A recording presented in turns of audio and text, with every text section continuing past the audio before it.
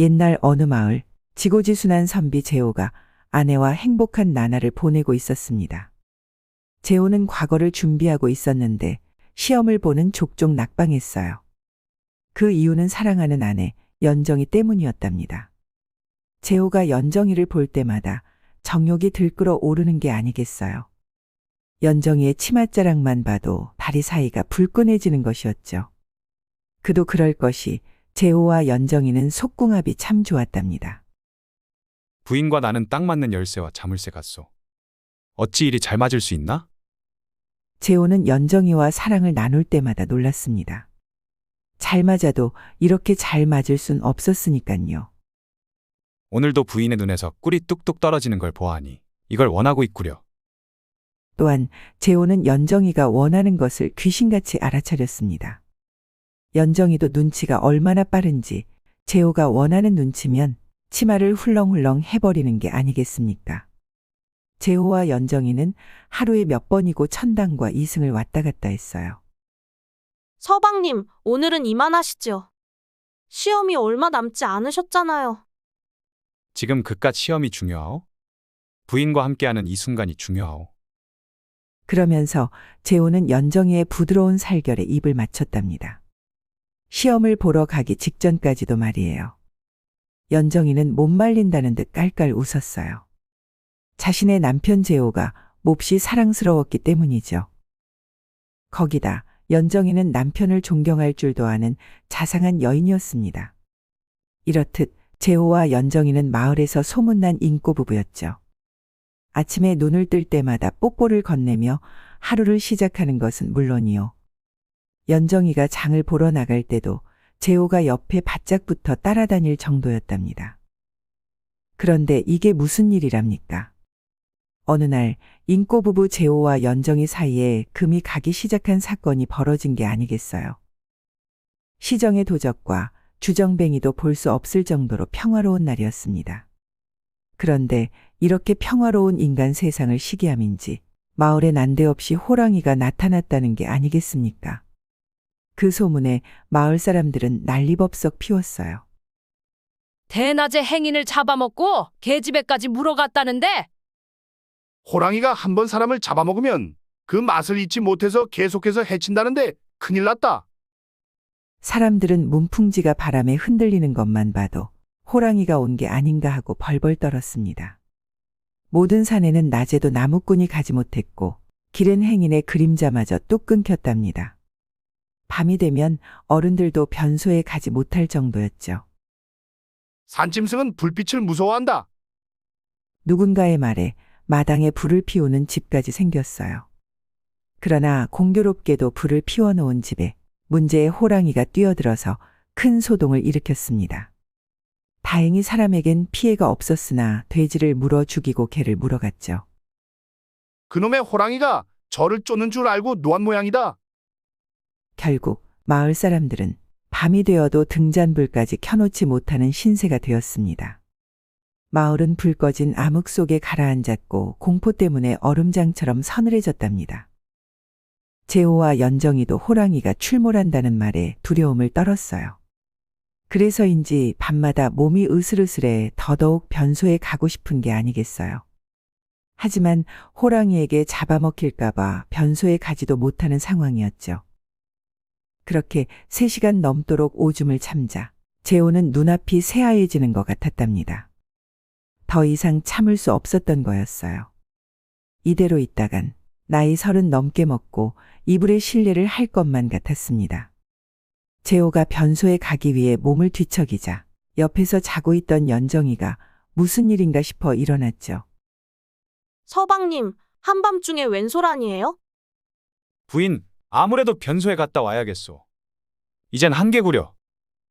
그러다 호랑이가 나타나면 어떡하려고요? 봄이 틀 때까지만 참으면 안 돼요. 지금 3시간 넘도록 참았네. 이젠 도저히 참을 수 없소. 얼른 갔다 오겠소. 그러면 저도 같이 가요. 앞에서 망을 보고 있을게요. 재호와 연정이는 호랑이가 나타날까봐 겁에 질린 채로 변소에 갔습니다. 연정이는 변소 앞에서 망을 받고 재호는 시원하게 오줌을 누웠답니다. 그렇게 변소 밖으로 나왔는데 이게 무슨 일이랍니까? 연정이가 사시나무 떨리듯 떨며 주저앉아 있는 게 아니겠어요. 재호는 화들짝 놀라 연정이를 일으켜 주었습니다. 부인, 무슨 일 있었어? 왜 그러시오? 연정이의 얼굴은 새파랗게 질려 있었습니다. 마치 못 볼 걸 본 것처럼 말이에요. 서방님, 제가 봤어요. 호랑이를 봤어요. 재호는 심장이 쿵 내려앉았답니다. 하마터면 사랑스러운 아내 연정이가 호랑이에게 잡아먹힐 뻔했으니 말이에요. 재호는 떨고 있는 연정이를 달래주었습니다. 호랑이랑 눈이 마주쳤어요. 그런데 참으로 이상한 일이에요. 잡아먹지 않고 절반이 보더니 그냥 가버리는 게 아니겠어요? 부인, 그래도 무탈해서 다행이오. 재호는 연정이가 무사해 안도의 한숨을 내뱉었습니다. 그런데 충격적인 일은 끝난 것이 아니었어요. 며칠 뒤 글 공부를 마친 재호가 자려고 안방으로 들어갔습니다. 원래 같았으면 연정이와 뜨거운 밤을 보냈을 텐데. 그날은 몸이 천근만근이라 이부자리에 바로 누웠어요. 그런데 이게 무슨 일이랍니까? 연정이가 자고 있던 재호를 덮치는 게 아니겠어요. 재호는 호랑이인 줄 알고 깜짝 놀라 비명을 질렀답니다. 그러곤 연정이인 걸 확인하고 안도했죠. 부인, 오늘은 내가 피곤해서 못하겠어. 내일 아침에 하세. 하지만 연정이는 멈추지 않고 재호를 핥고 물고 깨물었습니다. 영락없는 짐승처럼 말이에요. 심지어는 자상한 눈빛은 온데간데 없고 먹이를 탐하는 짐승의 눈빛을 하고 있는 게 아니겠습니까? 분명 오늘 아침에도 했는데 일이 굶주릴 수가 있나. 재호는 평소 같지 않은 연정이의 모습에 당황했답니다. 연정이는 거기서 그치지 않고 옷을 거칠게 벗었어요. 그러곤 재호 위에 올라타는 것이었죠. 부인, 내가 피곤하다고 했잖소. 그만하시오. 왜 그래요? 재호가 언성을 높여도 연정이는 멈추지 않았습니다. 그리고 끝내 재호의 위에서 들썩거리며 좋아하는 것이었어요. 이거 참, 짐승이 따로 없구만. 연정이가 일이 거칠게 나오자 재호는 포기했다는 듯 연정이를 품었죠. 다음 날 아침, 재호는 아침을 준비하던 연정이에게 갔습니다. 그러곤 마구 꾸짖었어요. 부인, 아무리 하고 싶어도 그렇지. 자는 사람을 괴롭히면 어떡하오? 그런데 이게 무슨 일이랍니까? 연정이가 재호의 말을 이해하지 못했다는 듯 고개만 갸웃거리는 게 아니겠어요. 서방님, 무슨 소리예요? 어젯밤 일 기억나지 않소? 어젯밤 일이라니요. 전 서방님이 글 공부를 마치기 전에 이미 잠에 들었는걸요? 재호는 충격에 빠졌습니다. 연정이가 어젯밤 일을 기억하지 못하고 있으니 말이에요. 설마 내가 꿈을 꾼 건가? 하지만 자신을 거칠게 탐하던 연정이는 분명 거짓이 아니었어요. 재호는 참으로 이상하다고 여겼답니다. 그리고 또다시 밤이 되었습니다. 재호가 잠에 들려는데 이번에도 연정이가 재호를 괴롭히는 게 아니겠습니까? 연정이는 재호의 옷을 풀어 헤치더니 목덜미를 깨물었어요. 부인, 뭐 하는 거요? 아파요. 하지만 연정이는 재호를 무시하고 재호의 위에 올라탔습니다. 그러곤 허리를 들썩이는데 재호의 것이 뽑힐 듯 아픈 게 아니겠어요. 속궁합이 잘 맞아 하루에 몇 번이고 천당과 이승을 오갔는데 지금은 고통만 느껴지는 것이었죠. 부인, 그만하시오. 내려오시오. 재호가 연정이를 뿌리치자 연정이는 그르렁거리며 재호를 노려봤습니다. 재호는 그런 연정이의 눈빛을 보고 섬뜩했어요. 그건 인간의 눈빛이 아닌 짐승의 눈빛이었답니다. 그제야 재호는 무언가 잘못됐다는 걸 깨달았습니다. 대체 부인에게 무슨 일이? 아, 설마. 재호는 연정이가 호랑이와 마주친 일을 떠올렸어요. 설마 호랑이의 영혼이 연정이에게 신 건 아닐까? 그래서 밤마다 짐승처럼 변해 자신을 잡아먹으려고 하는 것인가? 상상의 나래를 펼치던 재호는 헛웃음을 쳤습니다. 아무리 그래도 그렇지.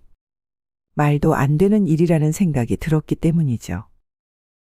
동이 트고 재호는 밤에 있었던 일을 기억 못하는 연정이를 데리고 의원을 찾았어요. 하지만 의원은 연정이에게서 그 어떤 병도 찾아낼 수 없었답니다. 그러니 재호의 마음이 얼마나 더 뒤숭숭해졌겠습니까? 도저히 영문을 모르겠구나. 우선 상황을 좀 더 지켜봐야겠어. 그렇게 닷새가 지나고 열흘이 지났습니다. 연정이의 상태는 시간이 지날수록 더욱 심해져 갔어요. 밤만 되면 재호를 알아보지 못했고 들끓는 욕망을 해소하기에 바빴죠. 거기다 손톱과 발톱도 뾰족하게 변하는 것은 물론이요. 팔에 굵은 털까지 나는 게 아니겠습니까? 그렇습니다. 연정이의 얼굴은 점점 호랑이와 비슷해졌어요. 내 생각이 맞았네. 부인의 몸에 호랑이의 영혼이 들어간 게 분명해. 재호는 변해가는 연정이를 보고 가슴이 미어졌습니다. 자신이 사랑했던 연정이의 모습이 점점 사라지고 있었으니 말이에요. 아침마다 정신을 차린 연정이도 일이 심상치 않음을 깨달았답니다. 서방님, 제게 무슨 일이 생긴 거지요? 솔직하게 말해주세요. 연정이가 간곡하게 얘기하자 재호는 어쩔 수 없이 이야기를 털어놓았습니다. 사실을 알게 된 연정이도 깜짝 놀랐어요. 자신이 호랑이가 되고 있을 줄 누가 상상이나 했겠어요. 거기다 자신에게 이런 일이 생겨 남편에게 피해까지 주고 있으니 연정이는 닭똥 같은 눈물을 뚝뚝 흘렸답니다. 그 이후 재호와 연정이의 사이는 서먹해졌어요. 그 인꼬 부부가 싸우기라도 했나? 해가 서쪽에서 뜨고 볼 일이군. 선비 부인과 싸웠습니까? 마을에 소문이 다 났어요. 마을 사람들은 재호와 연정이가 무엇 때문에 싸운 건지 몹시 궁금해했습니다. 하지만 재호는 입을 열 수 없었어요. 차마 마을 사람들에게 연정이가 호랑이로 변하고 있다고 말할 수 없었기 때문이죠. 안 그래도 호랑이 때문에 마을 전체가 뒤숭숭한데 재호는 멋쩍은 미소만 지은 채 집으로 향했어요. 집으로 돌아오면서 재호는 연정이를 어떻게 원래대로 돌려놓을지 고민했답니다. 이대로 있다간 부인을 영영 잃을지도 몰라. 한편 호랑이가 재호와 연정이가 사는 마을은 물론이요. 인근 마을까지 영역을 넓히자 사또는 산모퉁이 길목마다 군조를 배치해 범을 잡으려 했습니다. 그리고 조정에선 유명한 포수를 뽑아서 호랑이 수색에 나섰죠. 하지만 호랑이 수색에 나선 포수까지 호랑이 밥이 된 뒤로는 상황이 더욱 심각해졌답니다. 심지어 옆 마을에선 집까지 버리고 피난 가는 사람들까지 생겼어요. 호랑이의 무시무시함에 일대가 떠들썩해지니 포수들도 호랑이가 무서워 주랭랑치기 바빴습니다. 혹시 민간인 중에 범을 해치울 용맹한 장수가 있을까? 인력이 부족해지자 사또는 호랑이를 해치우는 자에게 상을 걸었어요. 관원이든지 민간인이든지 수원을 막론하고 범을 잡아 바치는 자에게는 후한상을 주고 한원관하에 서리로 등용한다. 인명을 구하고자 하는 뜻 있는 장수는 나서라. 하지만 아무도 나서는 장수가 없었어요. 사람들은 상을 탐내는 장수라도 나오길 바랐죠. 돈도 좋고 벼슬도 탐나지만 그보단 제 목숨이 아까운 모양이군. 마을 사람들은 아무리 현상을 내걸어도 소용없다고 고개를 저었답니다. 그 사이 재호도 관아에서 내건 현상을 보게 되었습니다. 그런데 그것을 본 재호의 눈이 번쩍이는 게 아니겠어요. 그래. 부인을 구하려면 이 방법밖에 없네. 그렇습니다. 재호는 연정이를 구하기 위해 호랑이를 해치울 생각이었어요. 재호의 마음은 그 어느 때보다 의협심으로 활활 타올랐답니다. 사실 재호는 호랑이가 마을 사람들을 잡아먹는 것이 몹시 끔찍하다고 생각했습니다. 과거 급제도 이루지 못하고 있는데 이렇게라도 마을을 구하면 좋은 일 아니겠나. 사실 내가 글 공부하는 것은 벼슬의 백성을 구제하고 좋은 세상을 만들어 보려는 목적이거늘 호랑이를 잡는 일도 마찬가지 아닌가. 유명한 장군들도 감히 잡을 엄두 못 내는 호랑이를 내가 잡아 백성을 구제해야겠다. 결심한 재호는 연정이에게 호랑이를 잡아오겠다고 통보했습니다. 그런데 재호의 말이라면 무엇이든지 순종하던 연정이가 극구 말리는 게 아니겠습니까? 그도 그럴 것이 재호는 글 공부만 했지 무예를 배운 적도 없었으니 말이에요. 서방님, 그게 말이 되는 소리예요? 내가 잘못된 줄 알았는데 서방님이 도리어 실성을 한 것 같네요. 설마 벼슬이 탐나서 그런 거예요? 아니면 우리가 가난해서 그런 거예요? 그래도 내가 언제 당신 공부하는데 부족하게 했어요? 부인은 내 마음을 모르오. 내가 호랑이를 잡겠다는 건 결코 상금 따위를 타려는 불순한 이유에서가 아니오. 전부 부인을 위한 것이오. 날 위한 일이라니요? 호랑이를 잡으면 부인이 원래대로 돌아올 것이오. 재호의 말에 연정이는 충격에 빠졌습니다. 자신 때문에 재호가 스스로를 사지로 내몰고 있기 때문이죠. 연정이는 답답한 듯 가슴을 치기 시작했어요. 차라리 내가 죽겠어요. 당신이 왜 그런 위험한 일을 해야 해요? 호랑이 밥이 될 줄 뻔히 아는 일을 왜 해요? 남편이 되어서 아내가 힘겨워하는 걸 보고만 있으라는 거요? 난 그렇게 못하오. 부인, 날 한 번만 믿어줘요. 내가 꼭 호랑이를 잡아오겠구려. 나라에서 이름난 포수들도 다 실패하고 죽기까지 했는데 활 한 번, 칼 한 번 잡아보지 않은 서방님이 무슨 수로 그 무서운 호랑이를 잡아요? 재호가 아무리 달래도 연정이의 흥분은 가라앉히지 못했어요. 심지어 지금껏 화 한 번 내본 적 없었는데 소리까지 버럭 지르는 것이었죠. 사람과의 일도 마음대로 안 되는데 호랑이가 날 잡아주십시오 하고 서방님 앞에 항복해 올 것 같아요. 도저히 말이 통하지 않는구려. 어쨌든 나는 다녀올 테니 그런 줄 아오. 재호가 집을 나서려고 하자 연정이는 재호의 소매를 붙잡고 늘어졌습니다. 하지만 재호는 그런 연정이를 뿌리치곤 떠났어요. 연정이는 떠나는 재호를 보며 통곡했답니다. 집을 나선 재호는 곧장 관하로 달려가서 사또에게 면회를 청했습니다. 저는 우리 지방의 극심한 호환을 없애고자 하는 결의를 가지고 사또님께 허락받으러 왔습니다. 사또는 재호를 보자마자 반색하며 환영했어요.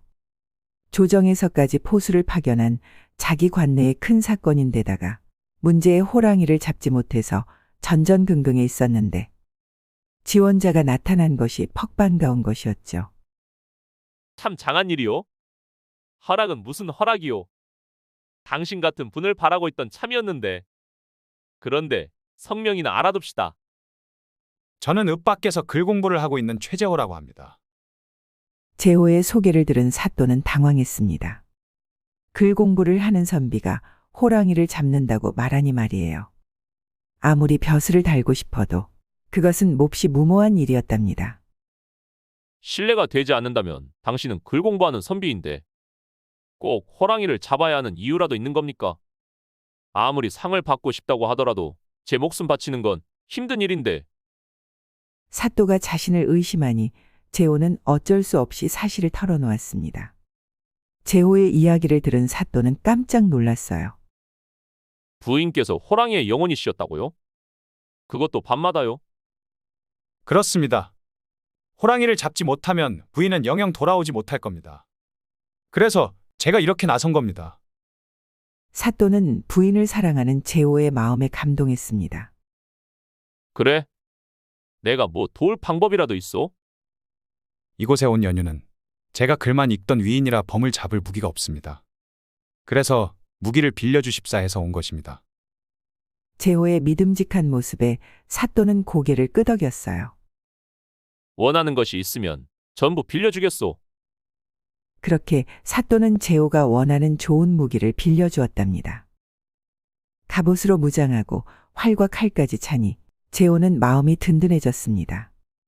거기다 연정이를 구할 수 있다고 생각하니 용기가 활활 타오르는 것이었죠. 무장한 재호는 깊은 산골짜기로 곧장 향했어요. 하지만 산속을 아무리 찾아봐도 호랑이의 꼬리조차 보이지 않는 게 아니겠습니까? 갑옷이 꽤 무겁군. 좀만 쉬다가 다시 찾아봐야겠어. 지친 재호의 앞에 거대한 바위가 보였습니다. 재호는 그곳에 앉아 쉬려고 했는데 이게 무슨 일이랍니까? 바위가 아니라 호랑이였던 것이 아니겠어요. 재호는 갑작스럽게 마주한 호랑이 때문에 등골이 오싹했습니다. 그리고 도망가고 싶었어요. 앞에서 보니 더욱 거대해 보였기 때문이죠. 그때마다 재호는 사랑하는 연정이를 떠올렸답니다. 내가 여기서 포기하면 부인은 원래대로 돌아오지 못한다. 굳게 다짐한 재호가 씩씩하게 호랑이 앞으로 향했습니다. 그런데 호랑이는 재호가 다가와도 꿈쩍도 하지 않는 게 아니겠습니까? 설마 호랑이가 죽은 것인가? 재호가 호랑이에게 더 다가가니 호랑이의 코 고는 소리가 들리기 시작했어요. 그렇습니다. 호랑이는 자고 있었던 거였죠. 재호는 기쁜 마음을 감추지 못했답니다. 호랑이를 급습할 절호의 기회라고 생각했으니 말이에요. 죽은 놈인 줄 알았더니 살아서 자고 있구나. 오히려 다행이다.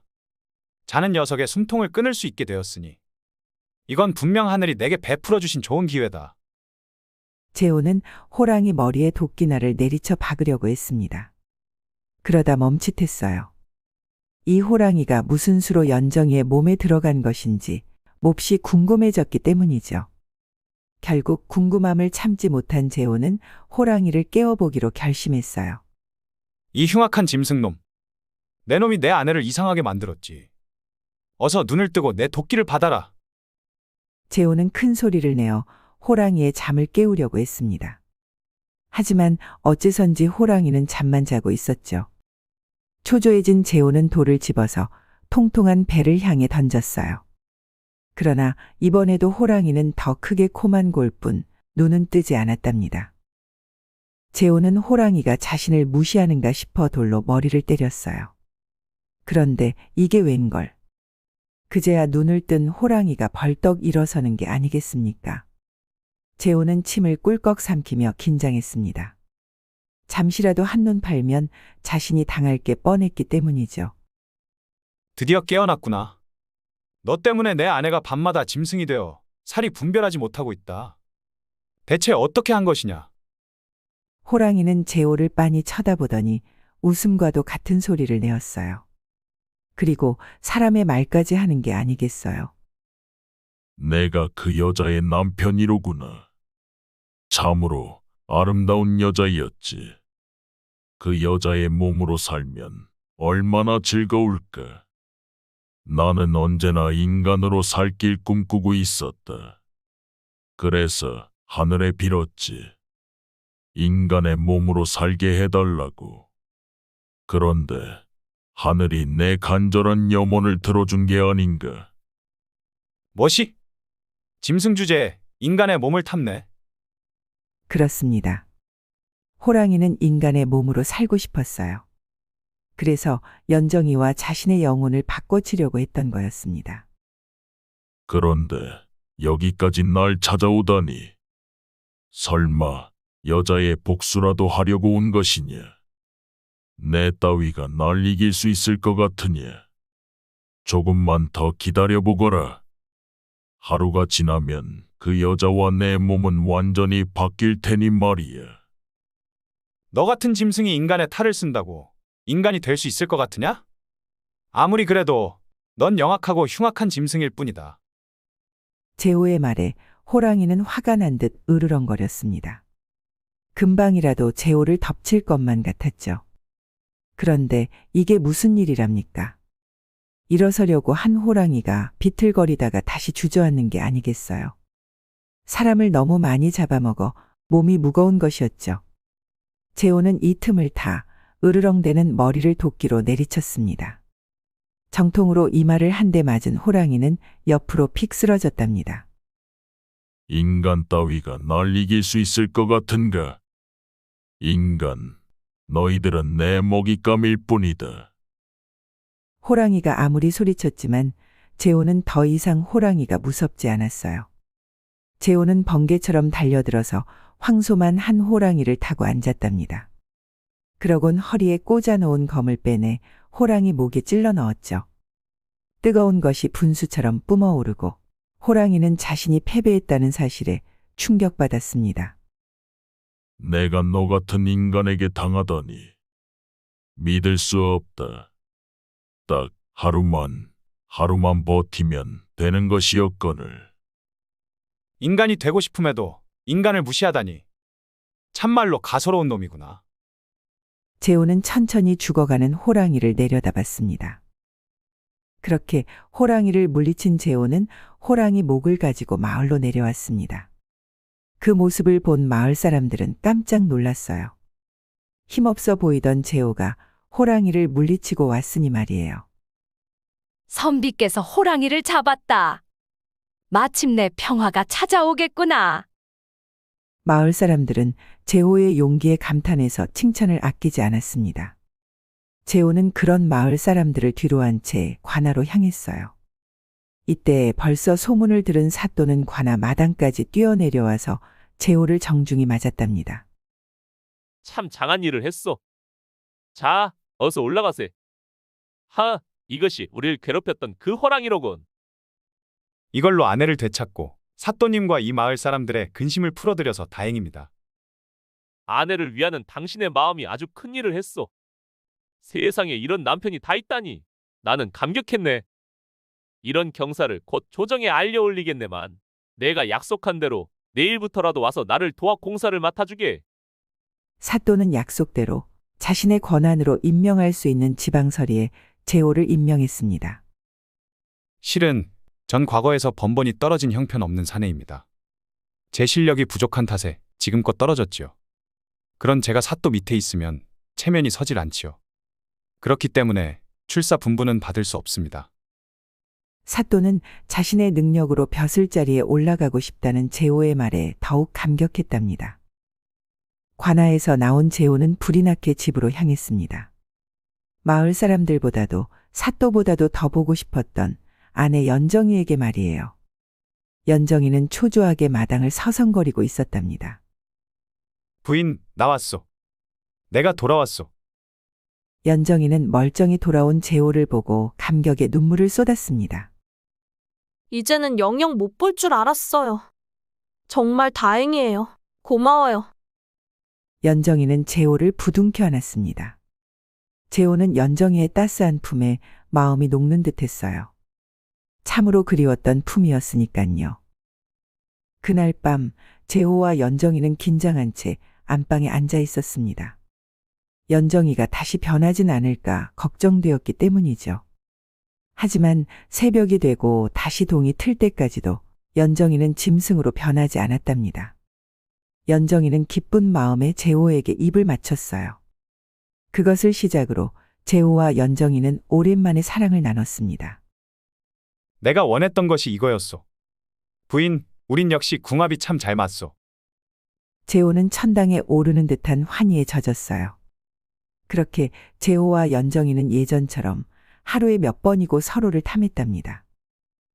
1년 뒤 재호는 연정이의 응원을 등에 업고 과거를 보러 갔습니다. 그곳에서 재호는 아내를 위해 호랑이를 물리친 사실을 서사시로 적어 올렸죠. 그 진실감이 절절한 부부 사이의 미담은 시관들의 눈시울을 뜨겁게 했어요. 드디어 재호는 찬사를 받으며 장원에 급제하게 되었답니다. 이 기쁜 소식은 연정이는 물론 재호를 도와준 사또, 마을 사람들에게도 퍼졌어요. 역시 참된 부부지간이로다. 분명 그 참됨을 하늘에서 헤아리고 은혜를 주신 것이다. 재호의 미담은 전국까지 퍼져나갔고 재호는 남편으로서의 좋은 본보기가 되었습니다. 물론 재호 옆에서 언제나 내조하는 자상한 연정이까지 좋은 아내로서의 본보기가 되었죠.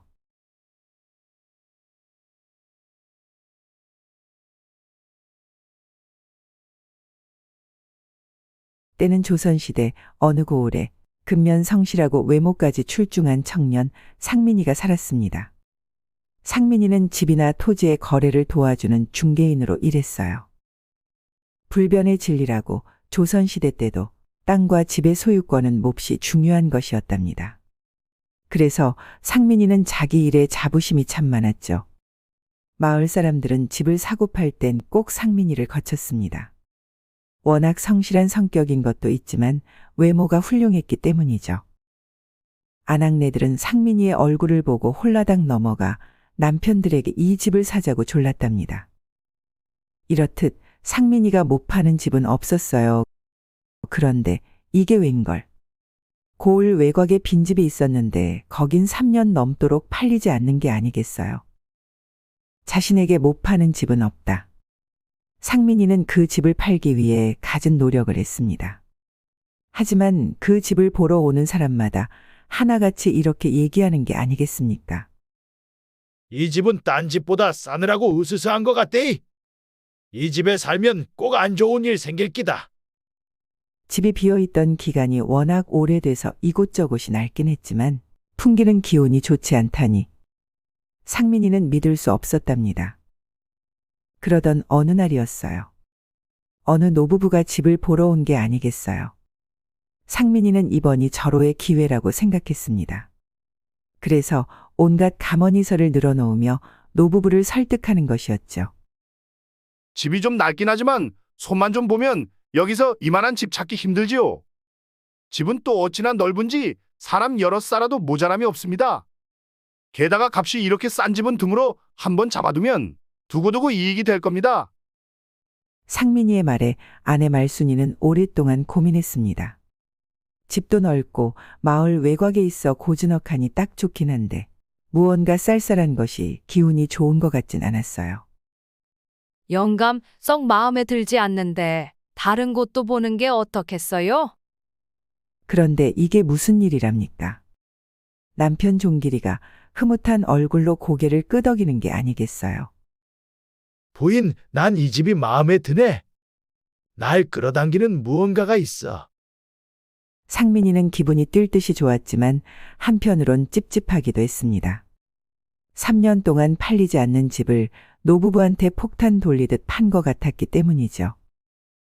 총각, 이 집을 오늘 당장 사겠네. 잘 생각하셨습니다. 혹시 살다가 불편한 점이 생기시면 제게 말씀 주세요.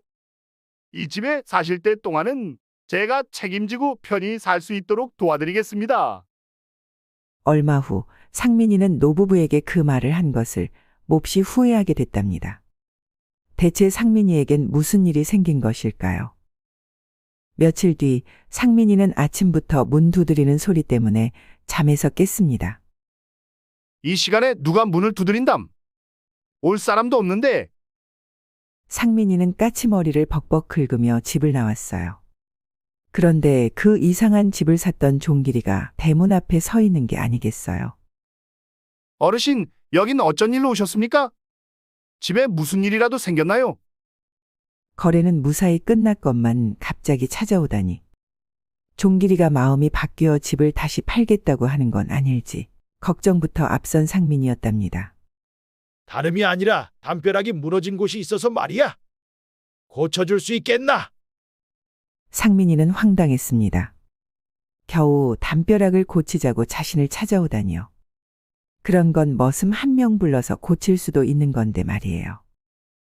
자네가 불편한 점이 있으면 얘기하라고 하지 않았나? 그제야 상민이는 노부부에게 했던 말을 떠올렸답니다. 그래. 내가 자초한 일이니 어쩔 수 없지. 어르신, 제가 도와드리겠습니다.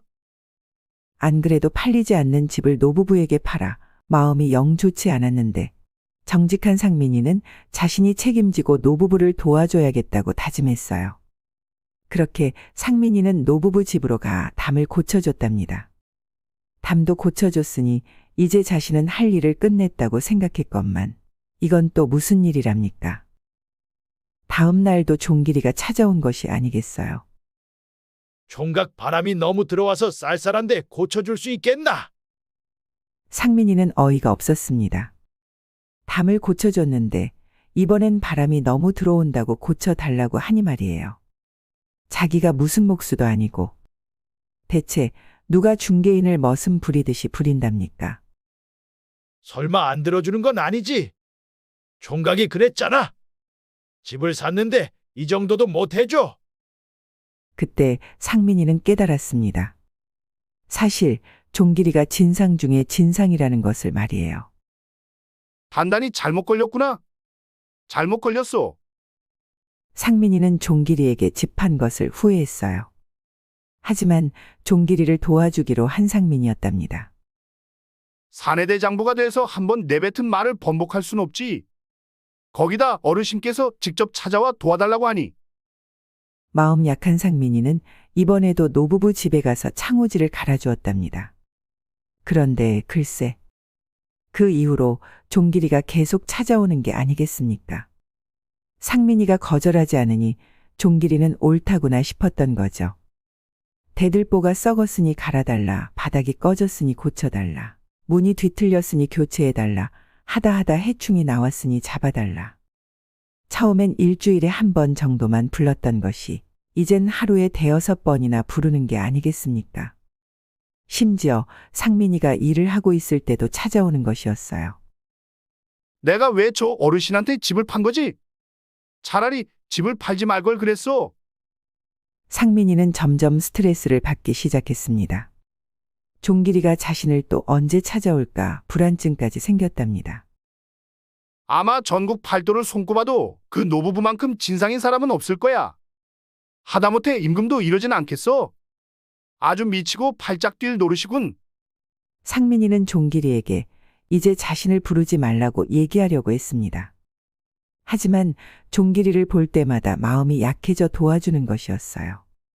노인이 부탁하는데 그걸 거절할 청년이 있겠습니까? 그건 청년의 도리가 아니죠. 내 팔자가 상팔자군. 즉 그래도 어쩌겠어. 상민이는 자다가도 일하다가도 똥을 쌀 때도 종길이가 부르면 황급히 튀어갔답니다. 며칠 뒤 어느 때처럼 종길이가 상민이를 찾아왔어요. 총각 지붕에서 물이 새는군. 그것 좀 고쳐줄 수 있나? 상민이는 한숨을 푹 쉬면서 고개를 끄덕였습니다. 어르신이 그렇다는데 어쩌겠어요. 이따 가서 고쳐드리겠습니다. 종길이가 떠나고 상민이는 나갈 채비를 마치곤 종길이 집으로 갔어요. 그런데 이게 무슨 일이랍니까? 종길이와 말순이는 없고 웬 여인이 마루에 앉아 있는 게 아니겠습니까? 상민이는 자신이 집을 잘못 찾아온 건가 싶었지만 그곳은 분명 자신이 노부부에게 판 집이었어요. 설마 여인이 집을 잘못 들어온 걸까? 상민이는 여인에게 물었습니다. 아가씨는 누구길래 이 집에 있는 거죠? 여긴 노부부가 사는 곳인데. 안녕하세요. 그분들은 제 부모님입니다. 오늘은 부모님이 잠시 집을 비워 제가 지키고 있었답니다. 상민이는 깜짝 놀랐습니다. 노부부에게 딸이 있을 줄은 몰랐으니까요. 거기다 여인의 용모가 너무 뛰어난 것이 아니겠습니까? 고운 피부엔 결점 하나 없었고 눈매는 맑은 샘물처럼 그윽한 것이었죠. 거기다 길고 가는 목선부터 굴곡진 몸매는 마치 아름다운 도자기를 보는 것 같았습니다. 그 진상 같은 노부부에게 이렇게 아름다운 딸이 있다니. 상민이는 여인을 보고 얼굴을 붉혔답니다. 전 정화라고 합니다. 그쪽은 이 집을 파신 중개인 맞으시지요? 네, 그렇습니다. 전 상민이라고 합니다. 정화는 상민이를 보고 고운 미소를 지었어요. 그때 상민이의 가슴엔 정욕이 불타오르기 시작했답니다. 열심히 일만 하느라 여인을 거들떠보지도 않았는데 늦바람 들었다는 걸 이럴 때 얘기하는 건가? 상민이는 정화에게 첫눈에 반하고 만 것이었죠. 사람이 첫눈에 반할 수가 있는 건가? 상민이도 자기가 왜 그러는지 이해할 수 없었어요. 그래서 부끄러운 마음에 헛기침했답니다. 지붕에서 비가 샌다는데 어디서 새는 거죠? 제가 안내하겠습니다. 상민이는 정화를 따라 안방으로 들어가 지붕을 살폈습니다. 그런데 종길이의 말처럼 비가 새서 그런지 물이 뚝뚝 떨어지고 있었어요. 상민이는 곧장 나무 상자를 밟고 올라가 지붕을 고치기 시작했답니다. 그런데 예전처럼 집중이 되질 않는 게 아니겠어요. 정화가 사슴처럼 똘망한 눈빛으로 자신을 바라보고 있으니 말이에요. 그런데 아가씨는 처음 뵙는데 지금껏 어디 계셨던 겁니까? 제가 몸이 좋지 않아서요. 맨날 방에만 있으니 지금껏 못 보셨던 걸 거예요. 지붕을 다 고친 상민이가 나무 상자에서 내려오는데 갑자기 중심을 잃은 게 아니겠습니까? 상민이가 크게 휘청거리자 그 밑에 있던 정화가 붙잡아줬어요. 그때 상민이는 다리 사이가 불끈해지는 것만 같았답니다. 정화의 부드러운 손이 자신의 허리를 두르고 있으니 말이에요. 그런데 글쎄, 정화도 발개진 얼굴로 상민이를 그윽하게 쳐다보는 게 아니겠어요. 사실 정화도 상민이를 처음 본 순간 첫눈에 반했답니다. 상민이는 용모가 출중했으니 정화가 반한 것도 이상한 것은 아니었죠. 지붕도 고쳤으니 전 이제 상민이는 말을 하다가 말았습니다. 정화와 헤어지는 것이 몹시 아쉬운 것이었죠. 정화도 지붕을 다 고쳤으니 이제 가보라는 말을 꺼내지 않았답니다. 그렇게 상민이와 정화는 서로를 오랫동안 바라봤어요. 먼저 입을 연 것은 상민이었습니다. 사내 대장부라면 사랑을 과감히 쟁취할 수도 있어야 하는 법. 상민이는 정화를 놓치고 싶지 않았어요. 아가씨는 뭘 먹고 커서 그리 아름다운 거지요? 제가 본 여인 중 아가씨만큼 아름다운 사람은 없을 겁니다. 그런 말 마세요. 상민님은 제가 본 사내 중 가장 멋있는걸요? 거기다 까탈스러운 저희 부모님의 부탁을 거절하지 않고 받아주시니 정말 감사합니다. 상민이는 처음으로 노부부를 도와주길 잘했다고 생각했습니다.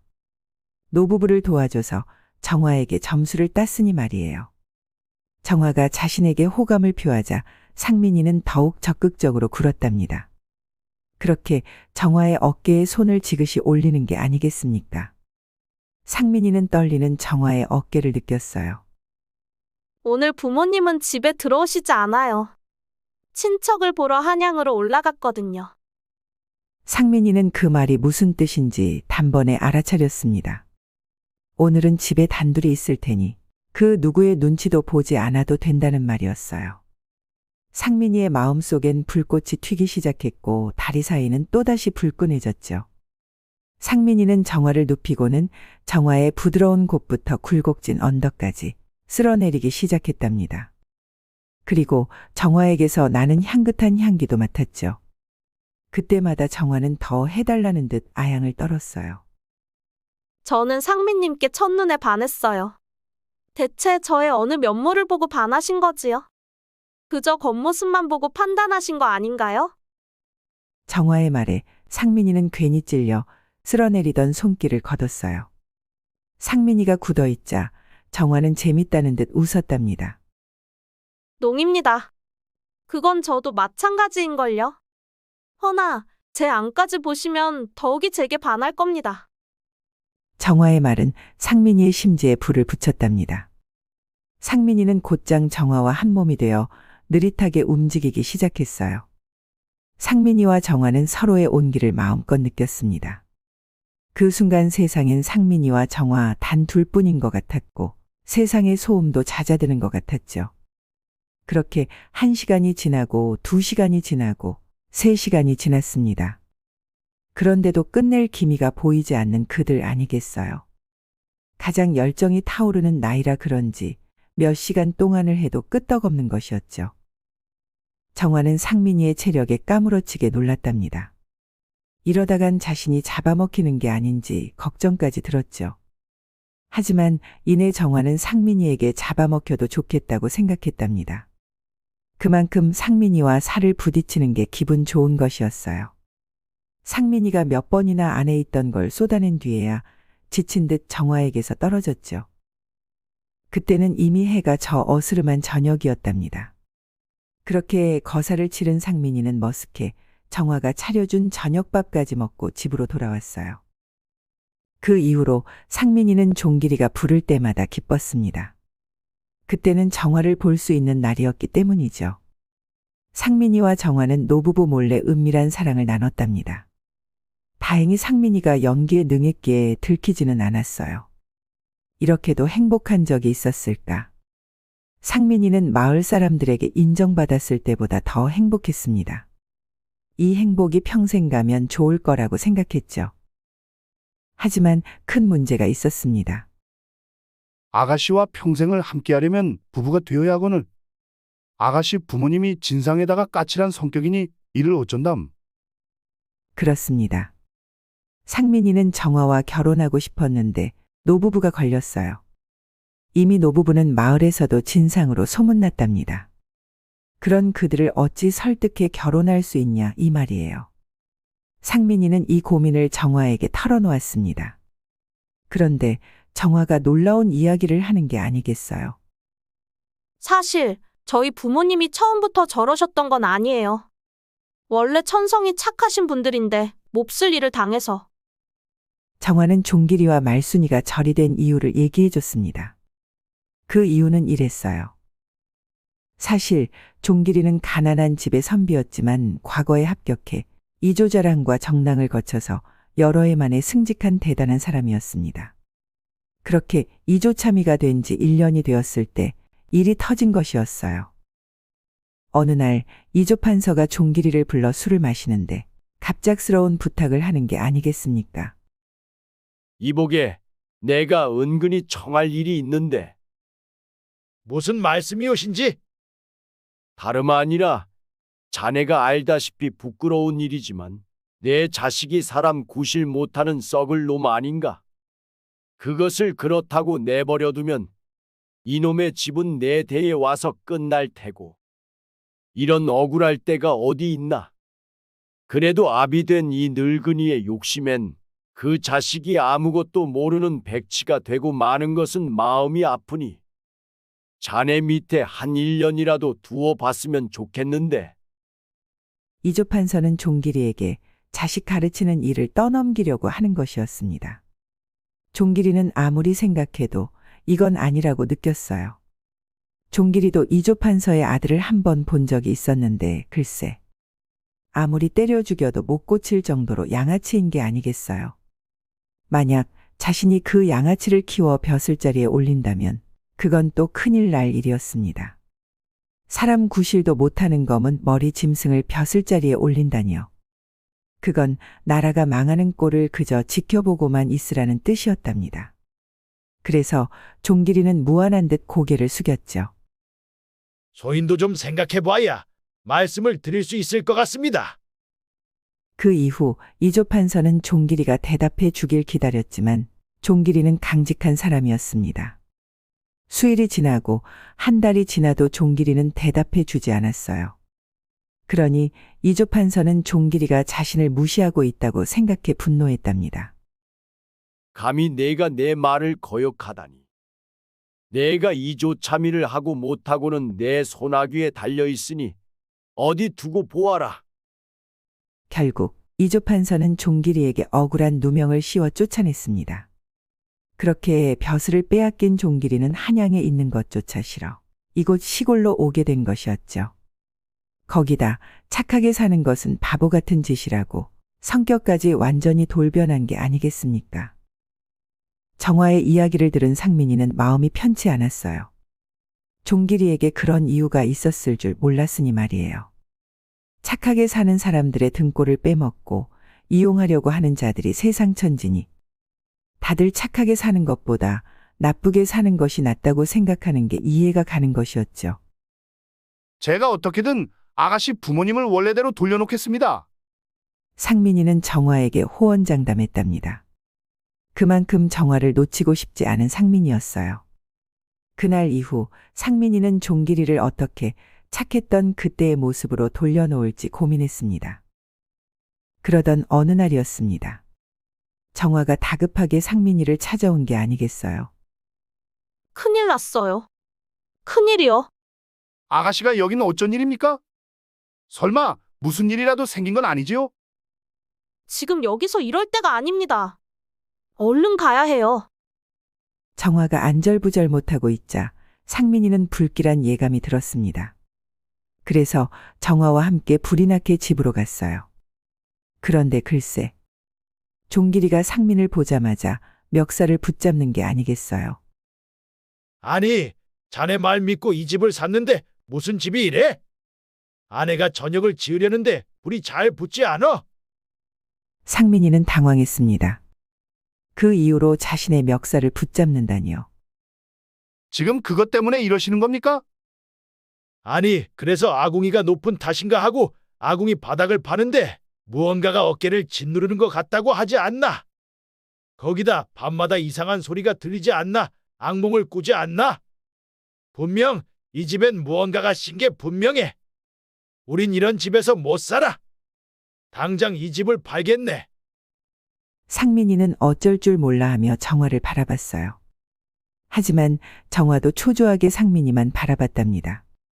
종길이의 말은 상민이와 정화에게 청천벽력과도 같은 말이었습니다. 종길이가 집을 팔면 다른 곳으로 이사 갈 테고, 그럼 자신은 정화와 영영 이별이었기 때문이죠. 무슨 일이 있어도 그것만은 막아야 된다고 생각한 상민이었어요. 어르신, 진정하시지요. 제가 무슨 문제가 있어 그런지 한번 찾아보겠습니다. 그때까지 좀만 시간을 주시지요. 사실 집을 산 지 얼마 되지도 않았는데 집을 다시 파는 게 아깝고 또 이사 갈 생각을 하니 종길이도 웬만하면 이사 가고 싶지 않았답니다. 그러면 딱 오늘 하루 주지. 오늘 동안 집에 무슨 문제가 있는지 꼭 찾게나. 못 찾으면 당장 우린 떠날 걸세. 상민이는 자신에게 맡겨달라며 호언장담했습니다. 그렇게 집에 무슨 문제가 있는지 곳곳을 뒤지는 상민이었어요. 정말 이 집에 귀신이라도 들었나? 이 집을 본 사람들도 무언가 이상하다고 하고. 그런데 밤마다 이상한 소리가 들린다니. 참말로 등골이 오싹하군. 상민이는 방안을 뒤지다가 주방으로 향했습니다. 그곳엔 종길이가 말한 아궁이가 있었어요. 그런데 종길이의 말처럼 아궁이가 높은 게 아니겠습니까? 마치 흙 속에 무언가 숨겨져 있는 것처럼 말이에요. 상민이는 괭이를 들고 아궁이 바닥을 긁어내기 시작했답니다. 잠시 후 상민이는 아궁이 바닥을 확인한 걸 단단히 후회하게 되었어요. 아니, 글쎄, 얼마쯤 파내려 가니깐 괭이 끝에 무언가가 와닿는 게 아니겠습니까? 이상하게 생각한 상민이는 점점 깊이 파헤쳤죠. 그리고 보석으로 장식된 상자를 발견하게 되었답니다. 상민이는 눈이 휘둥그레졌어요. 아궁이 밑에 이런 게 묻혀 있을 거라곤 상상도 못했으니 말이에요. 하지만 놀라운 건 여기서 끝이 아니었답니다. 상민이가 상자를 열었는데 그 안엔 번쩍번쩍한 황금이 가득 들어있는 게 아니겠어요. 그 찬란한 빛에 상민이는 눈이 멀 것만 같았습니다. 그리고 정직하기만 했던 상민이의 마음속에도 음흉한 마음이 들기 시작하는 것이었죠. 이 많은 재물을 끄집어내면 난 일액천금하게 되는 게 아닌가? 이 재물이라면 아가씨와 혼례를 치르는 것도 수월할 텐데 내 평생 일해서 이만한 큰 재물을 차지할 수나 있을까? 설마 내게 갑자기 거부가 될 만한 재물복이라도 있었던 게 아닐까? 금은 보화를 보고 나쁜 마음을 안 가질 사람은 없을 겁니다. 그중엔 나쁜 마음을 실천하는 자도 있겠죠. 하지만 상민이는 달랐답니다. 어차피 내 돈도 아닌데 욕심부려서 뭐하나? 일이 큰 돈이라면 쓰면 안 될 돈이 분명해. 남의 돈에 손을 대는 게 양심에 찔려 고개를 젓는 상민이 아니겠습니까? 그래도 이 돈은 해결하긴 해야 할 텐데 나 혼자선 어찌할 도리가 없으니 아가씨와 함께 고민해봐야겠다. 상민이는 종길이 말순이 몰래 정화를 조용히 불렀습니다. 정화는 상민이가 보여준 보물 상자를 보고 깜짝 놀랐어요. 하지만 정화도 천성이 워낙 착한 터라 욕심내진 않았답니다. 주인을 찾아주면 좋을 텐데. 이 집은 오랫동안 비어 있었다고 하셨지요? 아마 주인을 찾는 건 어려울 겁니다. 아니면 관청에 물어봐야 하나? 그렇게 상민이와 정화가 골똘하고 있는데 종길이와 말순이가 이게 무슨 일인가 싶어 슬쩍 보는 게 아니겠어요. 아니, 이게 대체 무엇이요? 종길이와 말순이가 보물 상자의 존재를 알게 되자 상민이는 난감했답니다. 종길이가 욕심낼 게 뻔했기 때문이죠. 그리고 상민이의 예상은 틀리지 않았답니다. 이 돈은 내 걸세. 어르신도 여기에 보물 상자가 있는지 모르지 않으셨습니까? 어쨌든 우리 집에서 나온 거니 내 거야. 설마 이 황금에 욕심내는 건 아니겠지? 욕심내다니요. 정반대입니다. 어르신께서는 절대 이 황금을 가져서는 안 됩니다. 상민이가 단호하게 나오니 종길이는 이 황금의 주인이라도 아는 건가 싶었습니다. 그래, 이유나 들어보자. 이 황금은 보석이 박힌 상자에 들어 있습니다. 분명 중요한 물건일 거지요. 중요한 물건일수록 그걸 훔쳤을 때의 후폭풍이 어떨지 현명하신 어르신은 알고 계시지 않겠습니까? 상민이의 말에 종길이는 헛기침했습니다. 거기다 어르신께서는 집이 이상한 것에 씌였다고 하지 않으셨습니까? 제가 봤을 땐 이 황금 때문에 그런 게 아닌지 싶습니다. 그렇게 이 황금을 훔치기라도 하면 엄청난 불행이 생길 듯합니다. 그리고 나 좋다고 남의 것을 훔치는 짓은 도리가 아닙니다. 착하게 살아야죠. 모두가 나쁜 짓만 하고 다니는 세상에 착한 짓 한다고 누가 알아주나? 그런 사람들은 돈방석에서 편히 살고 있는데 그럼 나는 착하게 살아서 모든 걸 잃었어. 모든 걸 잃었다 하더라도 잃지 않아야 하는 게 있습니다. 그건 바로 사람으로서의 양심입니다. 사람으로서의 양심을 저버린다면 그 어떤 것을 잃든 다시 찾을 수 있을까요? 상민이가 양심에 관해 얘기하니 종길이는 끝내 입을 열지 않았습니다. 이제야 깨달은 것이죠. 자신이 이런 짓을 할수록 자신이 그토록 싫어했던 이조판서와 똑같은 사람이 된다는 걸 말이에요. 한참 동안 침묵이 일고 종길이는 입을 열었답니다. 자네 말이 맞네. 이 황금은 주인을 한번 찾아보지. 상민이는 종길이가 한 걸음 물러서자 안도했습니다. 그리고 종길이의 다른 모습에 고개를 끄덕였죠. 아가씨 말이 맞았군. 원래 천성이 착하신 분이었는데 아가씨, 내가 내일 관청에 가서 물어보겠습니다. 그럼 내일 다시 오지요. 상민이는 정화와 작별 인사하고 집으로 돌아갔습니다. 그날 밤 상민이는 일찍 잠에 들었어요. 그런데 뒤숭숭한 꿈을 꾼 게 아니겠습니까? 꿈에서 웬 붉은 도포를 입은 백발의 관원이 나온 것이었습니다. 관원은 상민이에게 다가와 흐뭇한 미소를 지어 보였어요. 나는 아주 오래전 이조판서였던 이승우라고 하오. 내 삶의 절반 이상을 관직에서 보내왔고 수많은 이들에게 인정을 받았네. 그렇게 부와 명예를 쌓았는데 욕심 많은 자들이 내 부를 노리는 것이 아니겠소? 날 해칠 생각을 한 것이지. 그래서 난 내 재산을 황금으로 모조리 받고 이 집 아궁이 바닥에 숨겨놨었네. 얼마 안 가 난 그들에게 당했지만 말이야. 상민이는 드디어 그 황금의 주인이 누구인지 알게 되었습니다. 물론 이미 죽은 사람이라는 건 예상하지 못했지만 말이에요. 나는 죽은 것도 억울한데 그들에게 재산까지 뺏길까 봐 두려웠네. 그래서 이 집에 지방령처럼 붙어 있어 호시탐탐 감시한 거지. 이곳을 드나드는 사람들은 죄다 으스스하다고 하던데 아마 그건 내 탓이 클 것일세. 그건 미안하게 생각하구려. 아무튼 자네가 내 황금을 보고도 가져가지 않은 걸 지켜봤는데 참으로 놀라웠네. 이 세상에 아직 정직한 청년이 있으니 말이야. 상민이는 승호가 자신을 칭찬하자 감사하다고 인사를 올렸습니다. 내가 이렇게 자네 앞에 나타난 것은 자네가 양심을 지키는 아름다운 덕이 있는 것을 상주기 위함이라네. 이 네 개의 금인을 받아주게나. 상민이는 승호가 건네주는 금인을 공손히 받아 품에 안았습니다.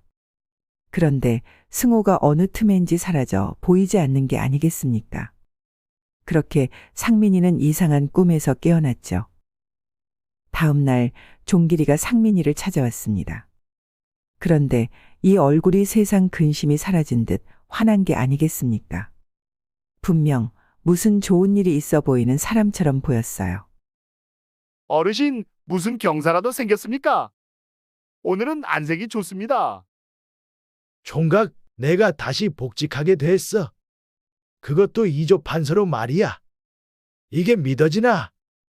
나는 믿기지 않는다네. 이야기를 들어보니 종길이를 벼슬자리에서 쫓아낸 이조판서가 쫓겨났다는 것이었습니다. 지금까지 벌인 비리들이 까발려진 것이죠. 그래서 억울하게 벼슬자리에서 내려온 종길이를 이조판서 자리에 앉히게 되었답니다. 상민이는 그 이야기를 듣고 몹시 기뻤습니다.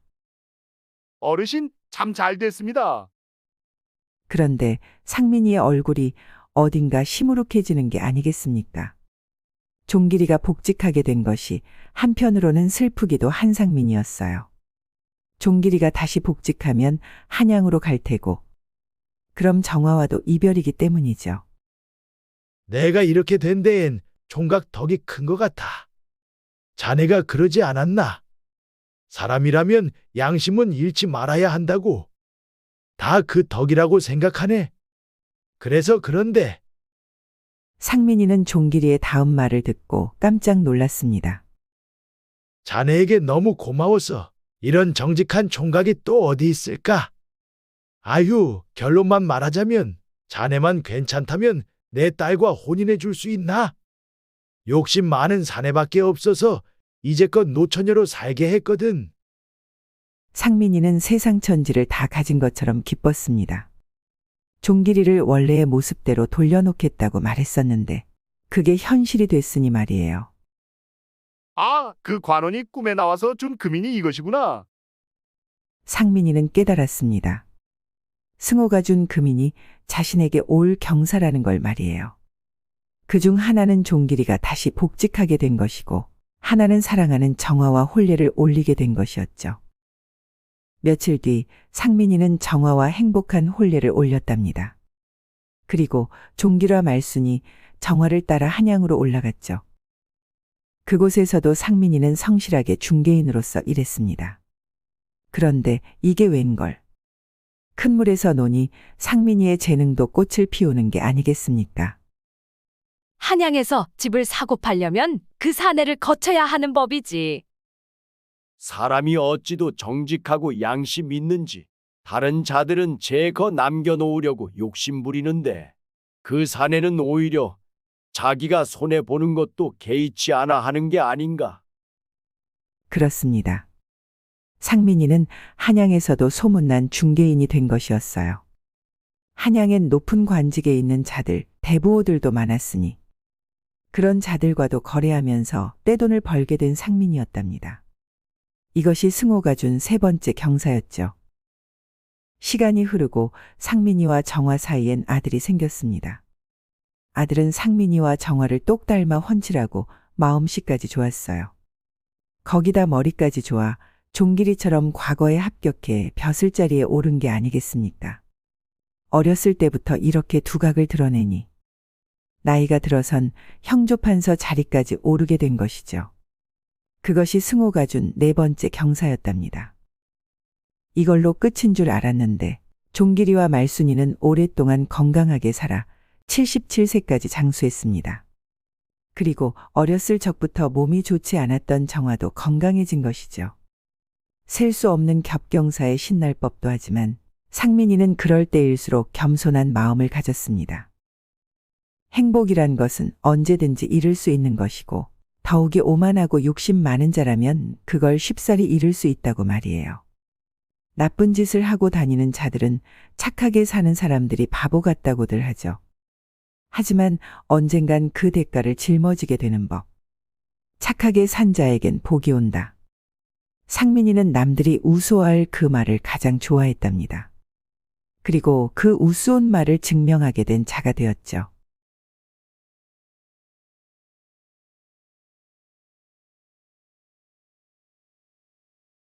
한양의 김태군이란 선비는 어여쁜 여인을 얻어 행복하게 살고 있었습니다. 서방님, 오늘 밤도 저를. 김태군이의 부인은 너무나도 어여뻤죠. 밤마다 굴곡진 몸을 마음껏 탐했답니다. 천국이 따로 없었죠.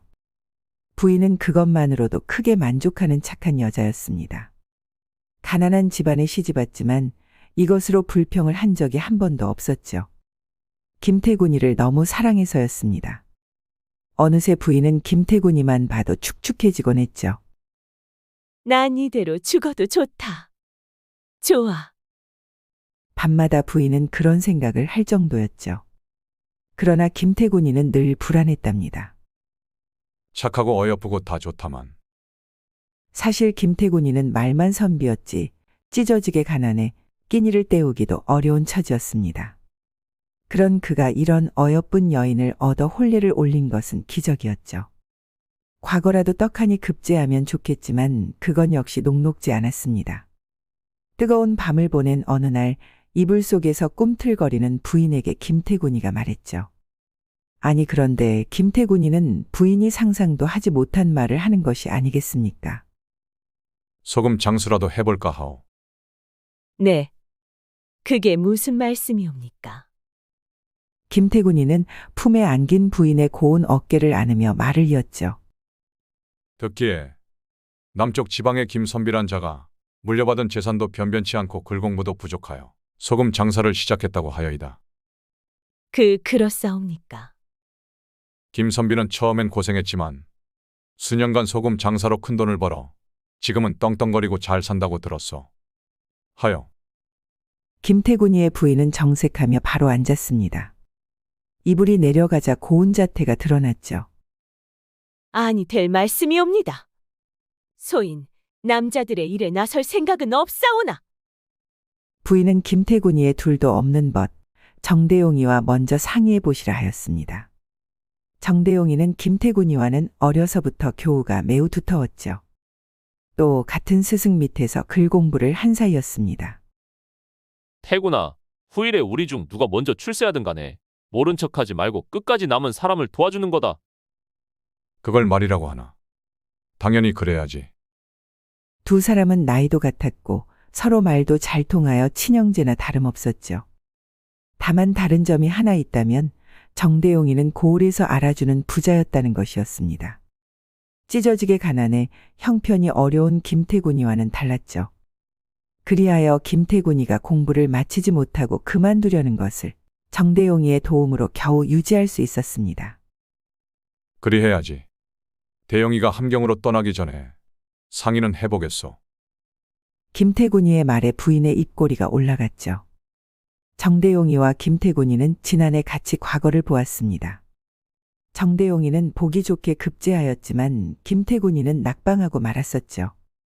정대용이는 등과하고 얼마 지나지 않아 함경감사로 부임하였더랬습니다. 김태군이는 바로 정대용이가 감사로 떠나기 직전 소금 장수가 될 것을 결심했던 거죠. 김태군이는 수심 리바까지 따라 나와 정대용이의 손을 잡고 슬픈 얼굴로 전송하였죠. 자네가 함경감사가 된 것은 너무나 축하할 일이나 앞으로 보기 힘들게 되니 그것이 서운할 뿐일세. 내 비록 급제하여 떠나지만 자네가 소금 장수가 되는 것은 볼 수 없네. 장감사는 오랜 벗 김태군이가 소금 장수나 하겠다는 말을 듣고 깜짝 놀랐었죠. 그리하여 한 가지 제안을 하게 되었답니다. 내년 봄에 한번 내가 있는 곳으로 올라오게. 내년 봄에 말인가. 그렇다네. 그때가 되면 공무도 익숙해져 한결 여유가 있을 걸세. 그때 자네 미래에 대해 다시 이야기해보세. 장감사는 그때까지 글 공부하고 있으라며 생활비도 대주겠다고 하였죠. 김태군이는 거절할 이유가 없었습니다. 그리고 은근히 기대되었죠. 출세한 장감사가 자기를 위해 무언가 준비를 하는 것 같았습니다. 기분이 좋아진 김태군이가 말하였죠. 그런데 내가 은밀히 부탁할 말이 있네. 은밀히. 무슨 말인가? 어서 해보시게. 장감사는 진지한 김태군이의 말에 긴장했죠. 아니 그런데 김태군이는 술 이야기를 꺼내는 것이 아니겠습니까? 내가 감옥노를 좋아함을 알고 있지. 감옥노는 지치 뿌리로 만든 소주였죠. 달고 독하며 붉은 빛이 나는 술이었습니다. 이 사람아. 나는 은밀하다길래 대단한 부탁이나 있는 줄 알았네. 그저 오기만 하게. 감옥노는 장감사도 좋아하는 술이었죠. 어디 감옥노뿐이겠나? 함경도에 귀한 물건을 달아도 줄 것이며 감옥노로 목욕도 시켜줄 테니 내려오기만 하게. 두 사람은 오랜 벗답게 즐겁게 이야기하며 웃었죠. 이후 시간은 주마등처럼 빨리 흘렀습니다. 곧 다음 해 봄이 되었죠.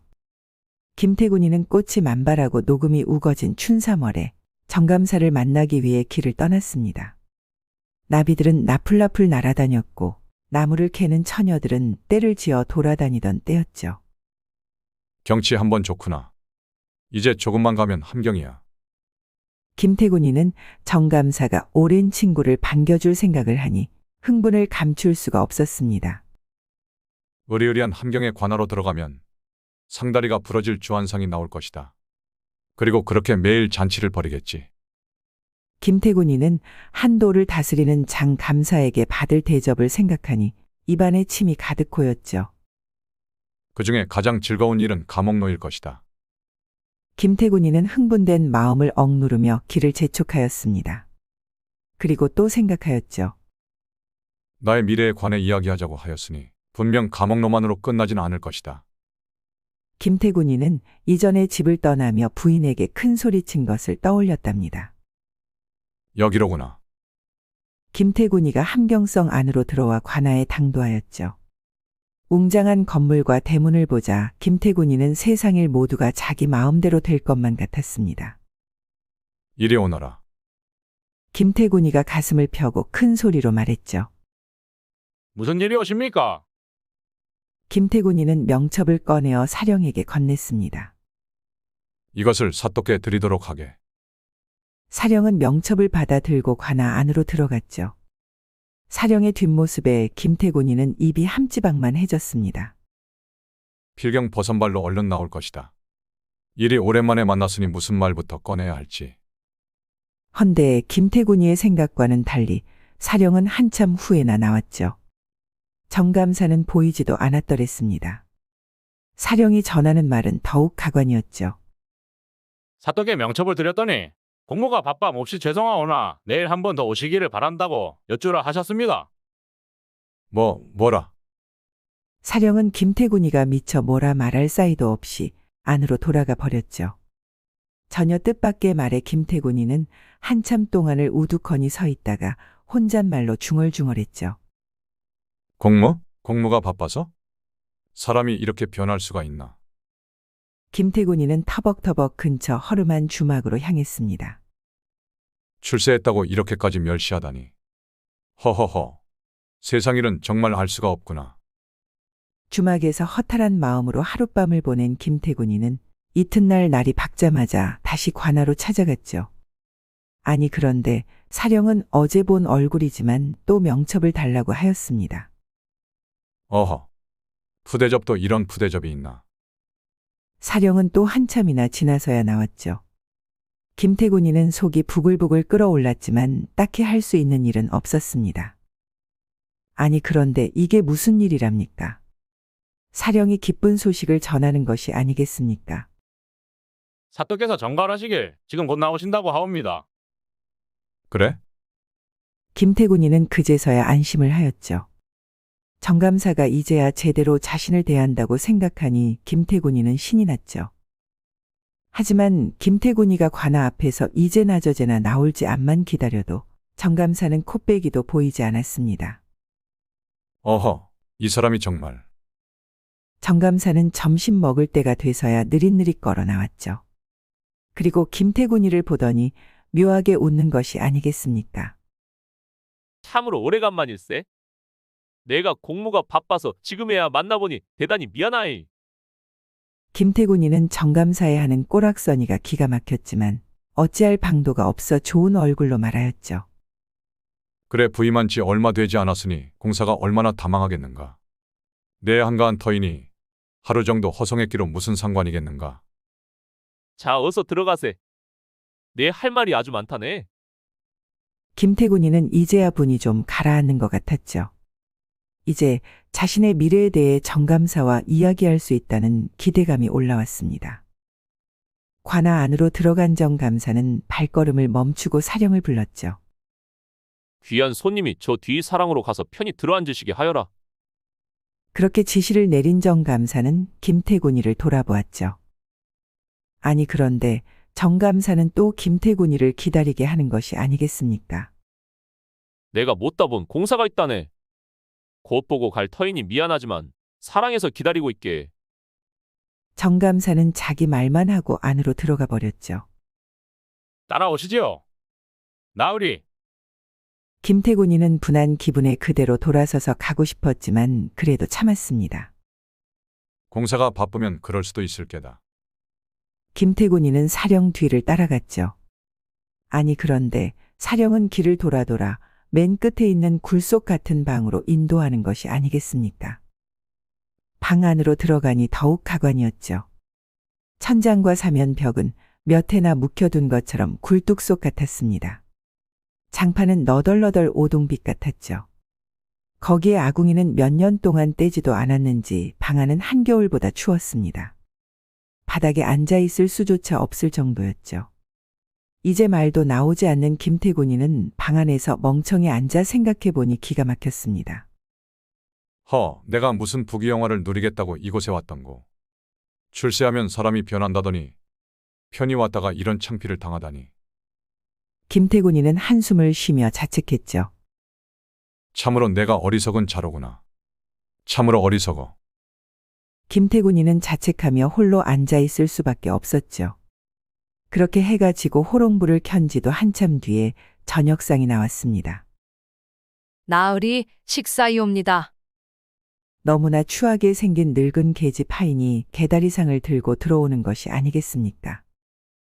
이런. 그런데 나온 음식이 더 가관이었죠. 국은 냉수 같았고 담긴 국수는 촌농같이 굳어 있었습니다. 게다가 같이 나온 막걸리는 고름 같았죠.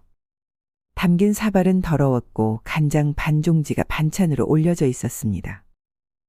어흠. 김태곤이는 이제 헛웃음도 나오지 않았죠.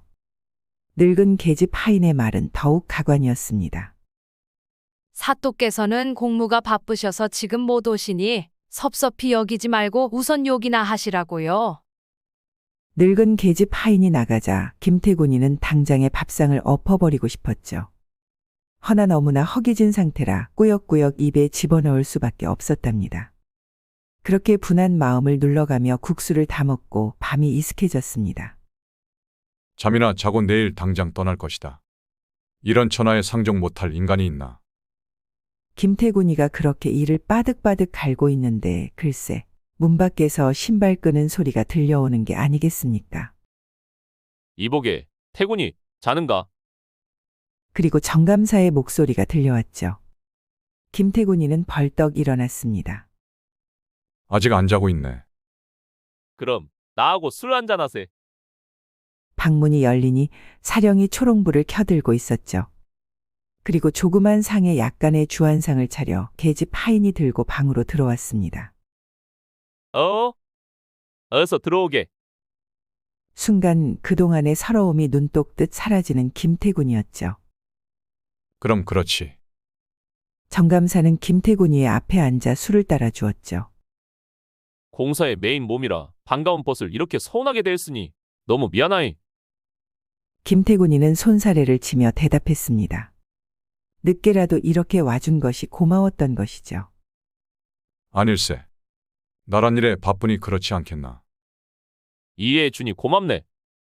처지가 바쁜 탓으로 자네같이 귀한 친구가 와도 이렇게밖에 할 수 없으니 참 볼 면목이 없네. 아니 그런데 술이 몇 순배 돌아간 다음 정감사가 또 속 뒤집어지는 말을 하는 것이었습니다. 이거 정말 미안하이. 내 바쁜 공무를 깜빡했지 뭔가. 그런가? 네, 꼭 자네와 미래에 대한 이야기를 하며 밤새워 시간을 보내려 했지만 이게 너무 급한 일이라. 김태곤이는 화가 머리끝까지 끌어올랐지만 공무라는데 어쩔 수가 없었죠. 그럼 어서 가보게. 어서. 정말 미안하이. 이따가 다시 올 테니 이곳에서 기다리고 있게. 정감사는 그 말을 남기고 휙 돌아 방을 나가버렸죠. 세상에 이런 인심이 있나. 저를 만나려고 며칠씩 기다리다. 이제 겨우 만난 자리인데. 김태곤이는 앉았던 자리가 채 더웁기도 전에 공무를 핑계로 도망가듯 자리를 비운 정감사를 원망했죠. 이런 괘씸한 놈이 있나. 내가 여기로 온 것이 잘못이다. 잘못이야. 그러다 김태곤이는 갑자기 의문스러운 생각이 들었습니다. 내가 꿈을 꾸고 있는 것이 아닌가? 정감사가 이처럼 변심할 사람이 아니란 것을 잘 알고 있는 김태곤이었죠. 하지만 이것은 꿈이 아니었습니다. 날이 환하게 밝아올 때까지 정감사는 오지 않은 거죠. 찾아온 것은 이내 그 늙은 계집 하인이었습니다. 사또께서 공사가 너무 바빠 못 나오시니 미안하오나 혼자 주무시면 내일 아침에 뵙겠다고 하셨나이다. 늙은 계집 하인은 그렇게 말하고는 휑하니 돌아가 버렸죠. 하지만 다음 날에도 정감사는 오지 않았습니다. 그리고 점심때가 되어서야 아침 밥상이 들어왔죠. 역시나 밥 한 그릇에 차는 김치 한 그릇뿐이었습니다. 에이, 이런 괘씸한. 하인들도 이렇게는 안 먹을 것을. 김태군이는 화가 치밀어 올라 그대로 밥상을 뒤집고 나오려 했죠. 하지만 배에서 꼬르륵 소리가 날 정도로 배가 고팠습니다. 김태군이는 저도 모르게 밥상을 끌어당겼죠. 이후에 그는 온갖 괄시를 받으면서도 혹시나 희소식이 있을까 주춤주춤 기다렸죠. 오래된 벗에 대한 믿음을 버리기란 쉬운 일이 아니었습니다. 그렇게 닷새가 지나버렸죠. 그 사이 정감사는 온갖 핑계를 대며 김태군이를 만나주지 않았습니다. 휴, 이제는 별도리가 없다. 김태군이는 출세가 사람을 변하게 했다고 생각하였죠. 결국 하인을 불러 떠난다는 말을 일렀습니다. 이 사람 왜 벌써 가려나? 오랜만에 만났으니 이야기라도 하고 가야지. 그제야 정감사가 불이 나게 나왔죠. 정감사는 김태군이의 손을 꼭 잡고 말했습니다. 국사가 도무지 끊이질 않으니 이렇게 섭섭하게 되어 볼 찬이 없네 그려. 네, 이곳에 온 지 벌써 닷새가 지났네.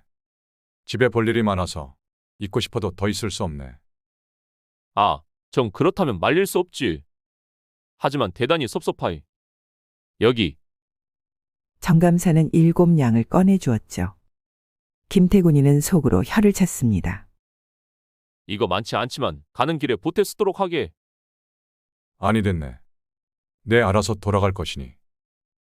김태군이가 받지 않으려고 하자 정감사는 억지로 넣어주었죠.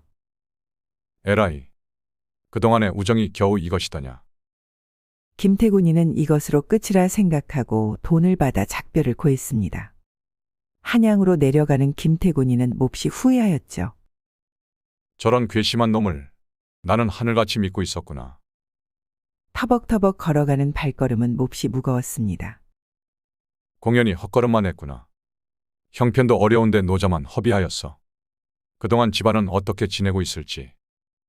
김태군이는 집 생각이 떠오르자 정감사가 더욱 원망스러웠죠.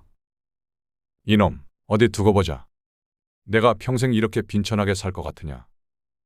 김태군이는 이를 바득바득 갈았습니다. 지금은 내가 너만 못해서 푸대접을 받고 돌아간다마는 나도 너만큼 될 날이 있을 게다.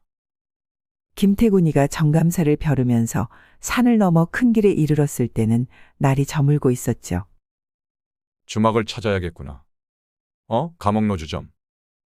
주막을 찾던 김태군이는 그가 좋아하는 감옥노를 파는 주막 앞에 멈추고 섰습니다. 잘 됐다. 내가 감옥노 한 잔은 마시고 가야겠다. 태군이는 주막에 들어가 주모에게 말을 건넸죠. 주모, 여기 감옥노를 내오시오. 네. 나으리.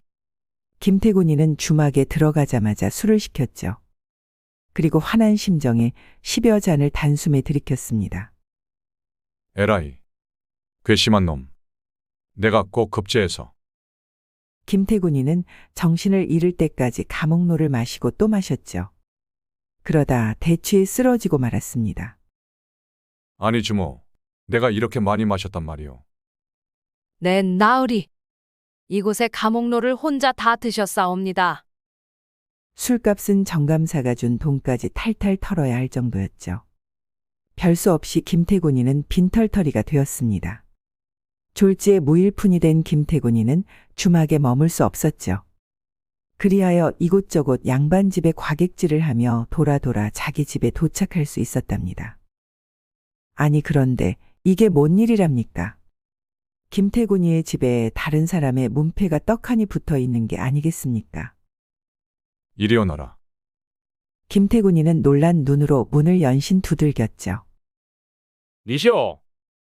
집안에서 웬 낯선 이가 다 쓰러져 가는 대문을 열고 나왔습니다. 김태군이는 어이가 없었죠. 이곳에 살던 사람들은 어디로 갔어? 듣기에 상사골로 간다 하여이다. 가운데 길로 들어가서 오른쪽 두 번째 집이라고 들었어. 김태곤이는 이해가 가지 않았죠. 혼자서 이유를 곰곰이 생각해 보았으나 곡절은 알 길이 없었습니다. 집 떠난 지 여러 달이 된 것도 아니었죠. 그 안에 집을 팔고 다른 곳으로 간다는 것은 힘든 일이었습니다. 아니, 어찌되었든 내 허락도 없이 팔릴 리는 없는데 대체 어찌 된 일인가? 더 이해가 되지 않는 것은 상사골은 부자들만 사는 곳이었다는 거죠.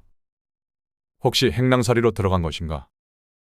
김태군이는 남의 행랑에 살면서 대가로 심부름이나 해주는 행랑살이를 떠올렸죠. 에이, 그건 안 될 말이지. 아무리 없이 살더라도 그건. 태군이는 빠른 걸음으로 상사골을 향해 갔습니다. 부자 동네라 골목마다 바구니를 끼고 다름질치는 하인들로 바빴죠. 이런 곳에 어떻게 이사를 했단 말인가? 필경 행랑살이가 분명할 것이다. 김태군이는 낯선 이가 가르쳐준 두 번째 집 앞에 섰죠. 으리으리한 고래등같이 큰 집이었습니다. 이 집은 높은 벼슬에 있는 사람이나 살 집인데. 김태군이는 집을 살펴보다 문패를 보고 깜짝 놀라 뒷걸음쳤죠. 글쎄, 문패에 김태군이의 이름이 떡하니 박혀 있는 것이 아니겠습니까? 이게 웬일인가? 어찌 내 호패가 붙어 있단 말이냐? 김태군이는 귀신에라도 홀린 것 같은 기분이 들었습니다. 태군이가 어리둥절해 하는데 대문이 열렸죠. 계집 하인이었습니다. 바구니를 끼고 나무를 캐러 가는 것 같았죠. 태군이는 얼른 하녀에게 물었습니다. 이보시오. 내 하나만 물어보세. 이 댁 주인이 누구인가? 계집 하인은 김태군이의 위아래를 훑어보았죠. 행색이 초라한 그를 보고는 거만스럽게 대답하였습니다. 당신은 눈을 어디다 놓고 왔소? 저 호패를 보면 알 수 있는 것을. 그건 이미 보았으나 확인할 일이 있는데 이 댁 주인 영감이 지금 안에 계시는가? 그건 당신이 알아서 못하오. 괜한 질문하지 마시고 썩 비키시오. 계집 하인은 김태군이의 행색을 보고 여기저기 양반가를 돌아다니며 밥이라도 얻어먹고 다니는 가난한 선비로 알았죠. 우리는 과객을 받지 않으니 아니 그런데 주인 여자가 중문으로 내다보더니 깜짝 놀라면서 뛰어나오는 것이 아니겠습니까? 왜 들어오시지 않고 여기서 떠들고 계셔요?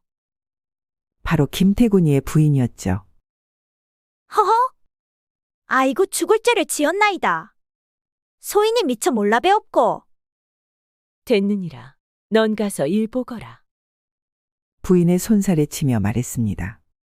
계집 하녀는 걸음아 나 살리라 하고 그 자리를 피했죠. 어허, 거참. 내 부인이 맞긴 맞는데. 김태군이는 부인을 보고 고개를 갸우뚱거렸습니다.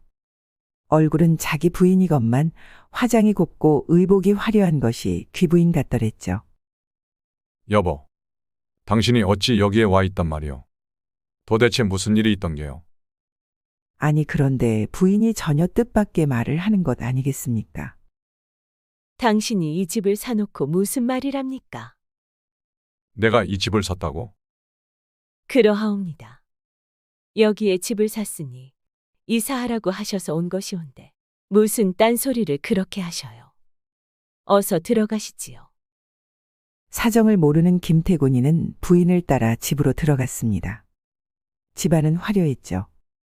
모든 세간들이 잘 갖추어져 있었고 종들이 바글바글했답니다. 안방에 앉은 김태군이가 얼른 부인에게 물었죠. 아니, 도대체 어떻게 된 일이오?